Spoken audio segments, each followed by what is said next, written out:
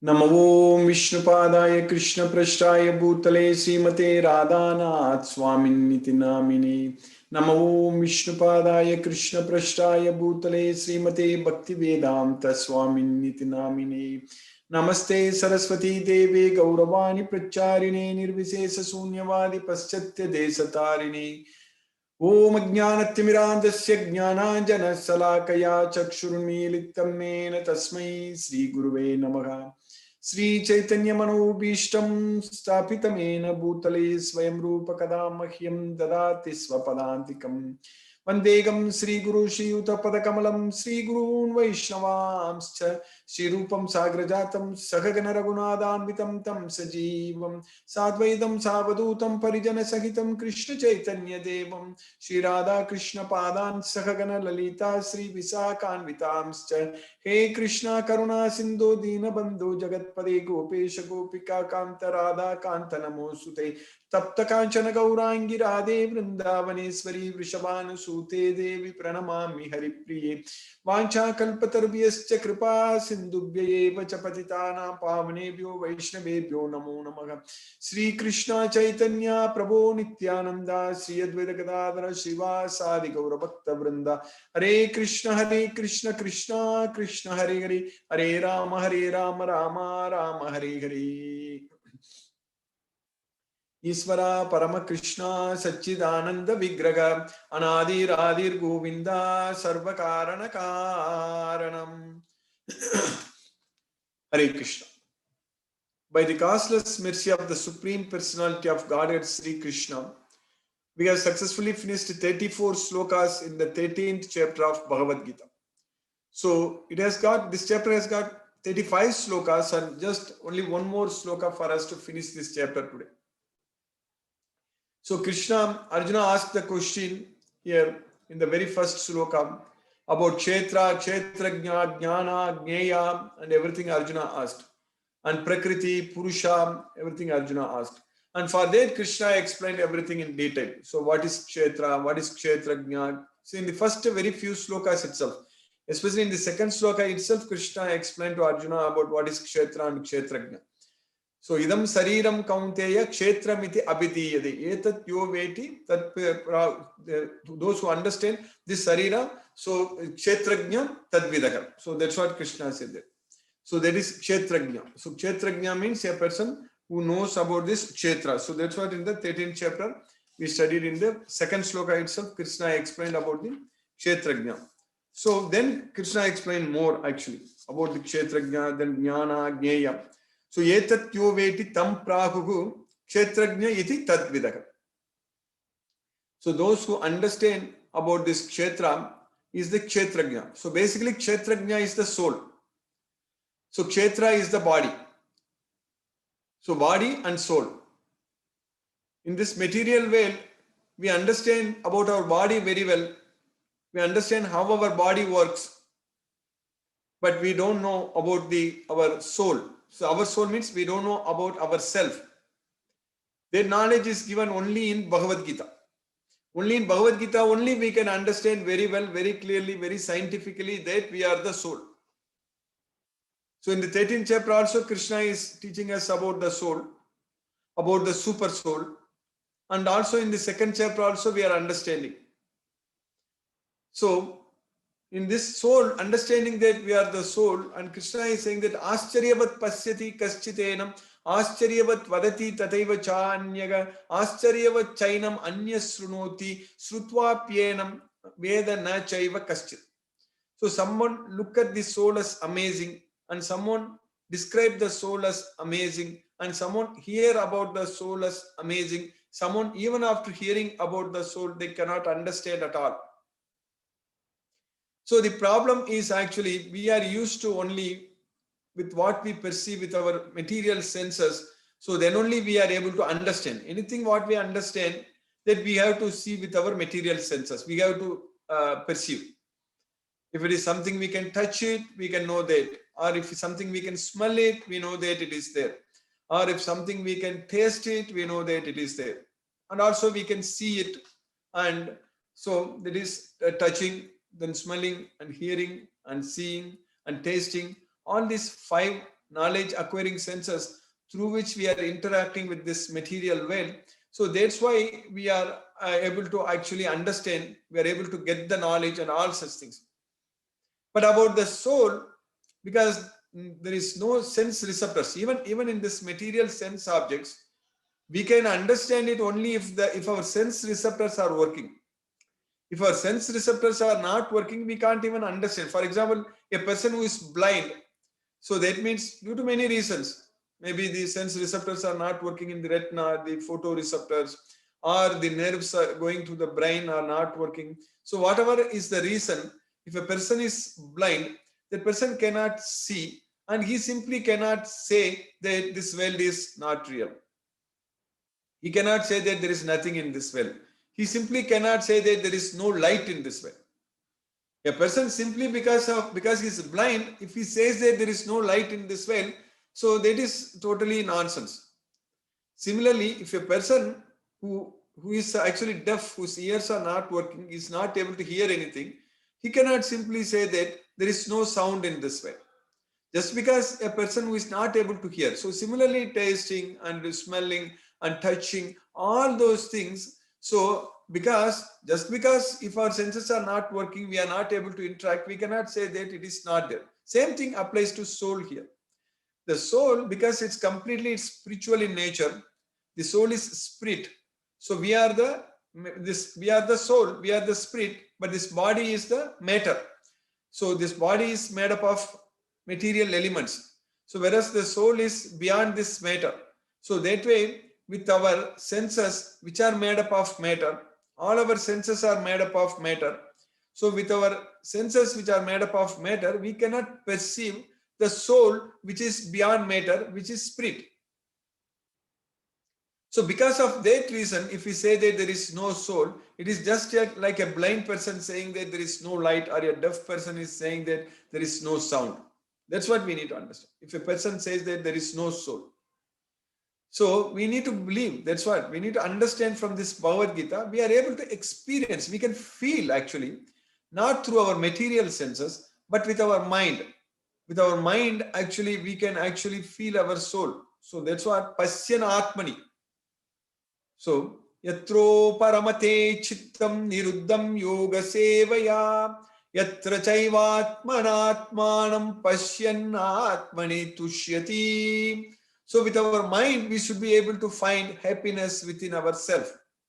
So with our material senses, mind is also the sense, one of the sense. Krishna says that in one sloka, in the 15th chapter, mana sastani indriyani. So with 6 senses, including the mind, that's what mana sastani indriyani. Similarly, in the 13th chapter also, in one sloka we studied, when Krishna is teaching us about the kshetra. So at that time, Mahabhutani ahankaro buddhige avyaktam evacha indriyani dasa ekamcha. So indriyani dasa ekamcha. So dasa ekam means 11 senses. So that includes the mind. So 10 senses, 5 knowledge acquiring senses, jnanendriyas, and 5 karmendriyas, working senses, and then mind. So also in the 10th chapter also, Krishna is saying that Indriyana manaschasmi. Of all the senses, I am mind. That's what Krishna is saying, that Indriyana manaschasmi. So with these 5 knowledge acquiring senses, we cannot perceive the soul. With our working senses, of course, working senses are not meant to perceive the sense objects. Working senses are motor nervous system. See, we have sensory nervous system, somatosensory system, and we have motor nervous system in our body. So the somatosensory system is actually going to the brain. So the sense, when we see, when we perceive, when we get the signal comes to the sense receptors, so it will go to the brain. So in our skin, there are a lot of sense receptors are there. So touch receptors are there, pain receptors are there, temperature receptors are there, thermoreceptors, nociceptors, there is the pain receptors. So like that, there are a lot of receptors are there. So from there, the information is actually going to our brain. So through nerves. So when we touch something very hot, so wherever we touch, that place is hot, there are sense receptors. So those sense receptors will send the signal to the brain. So it goes through our spinal cord, and then it goes through our brain. So there is a lot of complicated network system through which sense receptors we feel the pain, we feel the senses, something hard we touch or rough we touch, or the lot of sense receptors are there in our body, in our skin. So similarly in our ears, in our nose, everywhere it is there. So this is going to the brain. So then the motor nervous system, it is actually, the signal is coming from the brain. So coming from the brain, then it comes. So sometimes it need not go to the brain. It actually from the spinal cord itself, it goes to something we need to react. So involuntary movements. So there is known as involuntary movements when we do it. So it will happen. If something is hot, immediately we take our hand. So at that time it doesn't have the time to go to the brain, and then the brain send the signals. But other times when we want to do something, when we want to act, when we want to move our hand, when we want to lift something, or when we want to walk, when we want to run, when we want to do whatever activities, at that time it is actually the signal is coming from the brain actually. So that is known as that is efferent. So we need to understand why I'm going into this much of science here. What I'm trying to explain here is that these are all material senses. With all these material senses, we cannot see the soul. But mind is the sense, one of the sense, Indriyana Manas Chasvi. With the mind, we can actually see the soul. That's what is very important, because mind is the chief sense. So mind is the ultimate sense with which we can actually, so that's what Indriyani Parani Ahur, Indriyebhya Param Managa, Manasastu Para Buddhi, Yo Buddhe Paratastu Saga. So mind is above the senses. So mind is one of the chief sense, and it is above the senses. So with the mind, we can actually feel the soul. We can perceive the soul. So we can find happiness within ourselves. So that mind, so which is actually between the soul and the senses, the other senses, material senses. So that mind, if it actually is able to find happiness through the soul, so that is called inner happiness. Happiness, what we are finding out from within ourselves. But if that mind is actually trying to find happiness by enjoying the sense objects, which is inferior, the senses are inferior to the mind. So if the mind is trying to enjoy with sense objects, by eating or seeing something, or by hearing something, so these are all the sense objects. So if the mind focuses on these kind of sense objects, so then we are going to actually get ourselves bound to this world, and we will suffer, we will struggle, all such things. But with that same mind, if we are able to fix our mind on, under the control of the self, on Krishna, if we are able to fix our mind on Krishna, if the mind is controlled by the self, so that way mind is not controlled by the senses. So the mind can be either controlled by the senses, or it can be controlled by the soul. So that's what we need to understand. So if we have intelligence, so mind will be under the control of the intelligence. So the soul can use intelligence to control the mind. So if we don't have intelligence, then we cannot control the mind. So then the mind will be controlled by the senses. So then we are going to suffer and struggle in this material world. So that is the science. This is the reality what we need to understand. So with our material senses, we cannot see the soul. So just because we are not able to perceive the soul, if we say that there is no soul, so that is totally foolish. That is complete ignorance. That's it. So we need to actually see the soul with our mind. That's what Atmani, that is Yatro Paramate Chittam Niruddham Yoga Sevya. Yatra Chaivatmanatmanam Pashyan Atmani Tushyati. So we should be able to see the soul with our mind.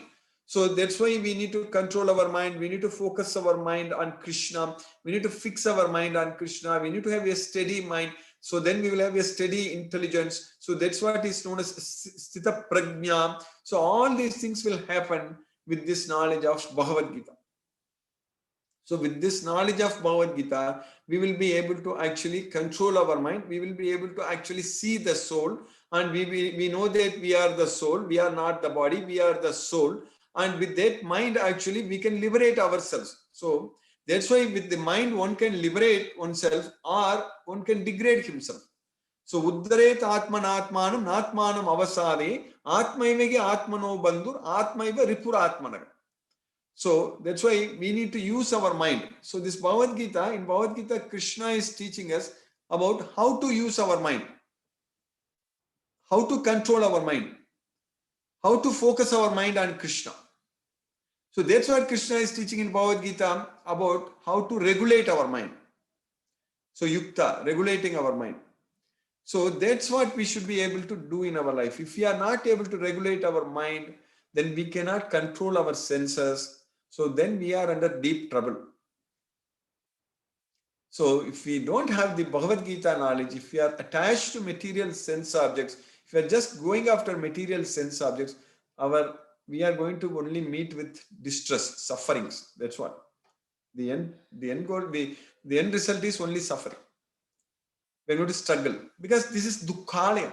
This material world is dukkhalayam. It's the place for miseries. How much we are struggling now? We are not even able to go out. There is repeated lockdowns, and this coronavirus is also not going away. So this itself we should understand. We should understand very well that this is not a place for us to lead a permanent blissful life. We need to realize that fact. We need to understand that fact. Also, our time is limited. The time what we have got in this human body is also limited. And anytime, anything can happen. No, life is not guaranteed for anyone. So that's why we need to fully surrender unto Krishna and fully depend on Krishna and always do everything only as an offering unto Krishna with the knowledge of this Bhagavad Gita. So that way, if we are completely connected ourselves with Krishna, then we don't have to worry about all these things. We don't have to come back to this material world, and we don't have to struggle. And definitely by Krishna's mercy, we will go to Krishna's well, Goloka. There is no doubt. In Bhagavad Gita, repeatedly Krishna is using the word nasamsaya, many times. There is no doubt, there is no doubt. You will come to me, there is no doubt. All your sinful reactions will be over. I will take care of you. Don't worry. You always think about me. So come to me. That's what Krishna is teaching us. So we have to use this life only for that reason. Only to go back to Krishna, to go to Krishna's way. So that's what, to get ourselves freed from this material way. So for that, this life should be used. So by Krishna's mercy, by Krishna's causeless mercy, we have got that opportunity. That's what is very important. We have got this opportunity, which is a very, very rare opportunity. Only 1 in 1,000 will get this opportunity. We have got it. And we are very serious. We are very committed. We are putting constant endeavors. Every day we are studying Bhagavad Gita. We are understanding. And every day we are progressing. Like for example, today we are going to successfully finish the 13th chapter of Bhagavad Gita. So we are understanding. So this is success. And we will never stop this. Krishna's mercy. This is not the first cycle I am teaching this Bhagavad Gita. I am doing this for more than a decade. And this is many cycles that's going on. So simultaneously we are studying different cycles also of Bhagavad Gita. So this Bhagavad Gita is the knowledge. This Bhagavad Gita is the knowledge which will actually liberate us from this material world, which will free us from this material modes of material nature. So we have to just take shelter into this Bhagavad Gita, then we will go to Krishna. So that way, all this knowledge and all these slokas, all the different chapters, everything we need to repeatedly keep on studying and understanding it. Because whenever we read one sloka, we are actually listening to Krishna. That's what is very important. Whenever any sloka you take and read, immediately we are getting ourselves connected with Krishna. So this is a very easy way to connect with Krishna. Immediately our connection with Krishna is established. As soon as we read a sloka and we study Bhagavad Gita, immediately our connection with Krishna is established. That's it. So that's how we need to establish our connection with Krishna all the time. So if we study Bhagavad Gita, if we spread Bhagavad Gita, if we teach Bhagavad Gita, if we always do Bhagavad Gita and follow Bhagavad Gita and do what Krishna says in Bhagavad Gita, chant Hare Krishna Mahamantra. So because Krishna is saying, offer prasadam unto Krishna. So all these things, if we repeatedly do that for Krishna, so we will be connected with Krishna. So we'll go to Krishna's way. So now in the 13th chapter, what we studied in the sloka number 33, 34 and all, in fact Krishna taught us a very nice scientific understanding actually. So, yata sarvagatam saukshmyat akasham nopalipyati sarvatra avastita dehe tatatma nopalipyati. The sky which is pervading everywhere doesn't mix with anything. So similarly, the soul which is pervading this entire body doesn't mix with the body. That's what we studied. So then in the next sloka, what we studied yesterday, yatha prakasayati ekah krishnam lokam imam ravihi kshetram kshetri tata krishnam prakasayati bharata. So the sun which lights up this entire world, so similarly the soul is lighting up this entire body. That's what Krishna is saying. Kshetram kshetri tata krishnam. So then prakasayati bharata.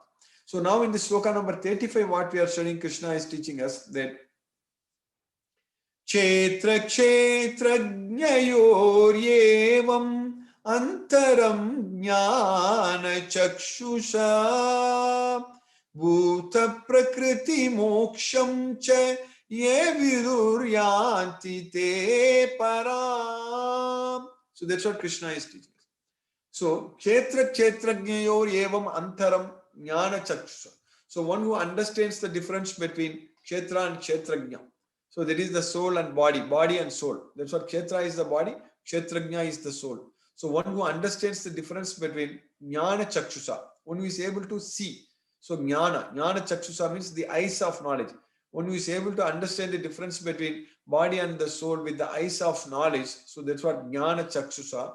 So bhuta prakriti moksham cha e vidur yanti te pra. So they will be freed from the prakriti. So the living entity, bhuta prakriti moksham cha evidu. They know how to liberate from this material body, how to liberate from this material way. If we are able to understand the difference between body and soul. Because with this knowledge, we understand that we are not the body, we are the soul. So then we know that we are stuck, we are struggling in this material world, within this material body, we are suffering. All this knowledge we will have. So then we can act wisely with the knowledge of Bhagavad Gita. So then we can actually go to Krishna's well. So ye vidur yanti te param. So they will reach the supreme destination. That's what yanti te param. Yanti te param means they will reach the supreme destination. So those who see with eyes of knowledge the difference between the body and the knower of the body, and can also understand the process of liberation from bondage and material nature, attain to the supreme goal. So that's what Krishna is teaching us. So we are getting this knowledge. Our eyes of knowledge is getting opened. By Krishna's mercy, we will be able to see what is right, what is wrong, and everything. And by Krishna's mercy, we will actually go to Golokam. There is no doubt about it. So by successfully, we have finished successfully the 13th chapter of Bhagavad Gita. And by Krishna's causeless mercy, we will start the 14th chapter. So that is 3 modes of material nature. So we will start from tomorrow onwards. Hare Krishna. I will stop now and we'll discuss if any questions are there. Hare Krishna.